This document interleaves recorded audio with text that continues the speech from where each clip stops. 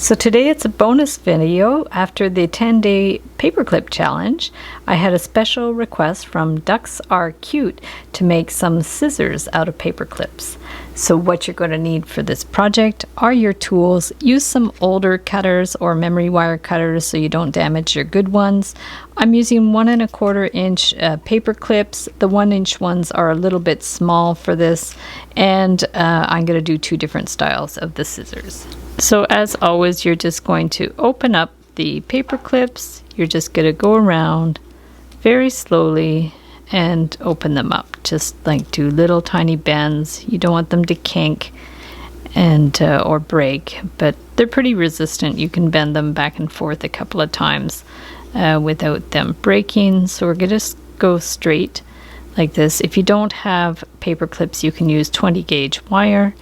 So we'll open it up, and then for the first design, we're going to take our round pliers and just do a little loop here. Okay, we're just going to do a little loop on the end, and then we're going to bend the wire about 1/2 inch up. So just give it a little bit of a bend, and then push it in just like that, so it makes like a little sharp kind of bend there. And then you can take your round pliers and bend this out, and then bend this one around to form the handle, just like that. And then you're going to take your smaller ones again and put it so the tip goes like through the hole like that, and then just bend it a little on an angle. Okay, and then to get a sharp bend, use your flat pliers. So just bend it at about 1/2 inch. So just bend it down and then kind of bring it down a little bit in there. Okay, so it goes like that. And then we're going to get the round pliers and just bring this in. It's going to go in there, and then from there you can just give this a little like jog to the side. Just here, just give it a little bit of a jog like that, so you can cut it flush there. Just cut it flush. And I have a little bit of wiggle room. I could have made the little ends a little bit longer, but I didn't want to run out of wire. So there's the first style, and it actually like almost looks like it cuts.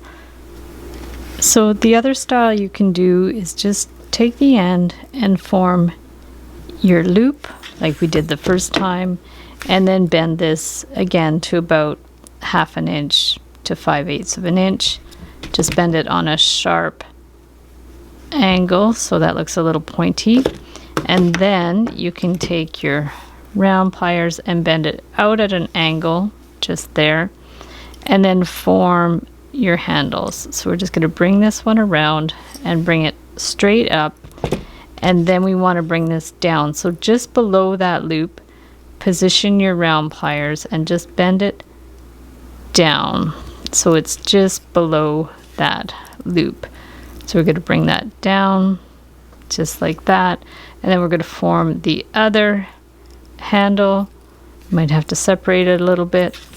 Get your larger round pliers, bring it around, and just kind of compare the size. You can do them the same size, or you can do one a little smaller than the other. It's fine. So we're going to form that handle, and then just also bend that one up at a bit of an angle beside that loop there. You can squeeze these in a little more together if you like. So we're going to do that, and then at the same position of the top of that, we're going to take that and point it, and then you can compare it to see if it's more or less in the same position, and bend that down.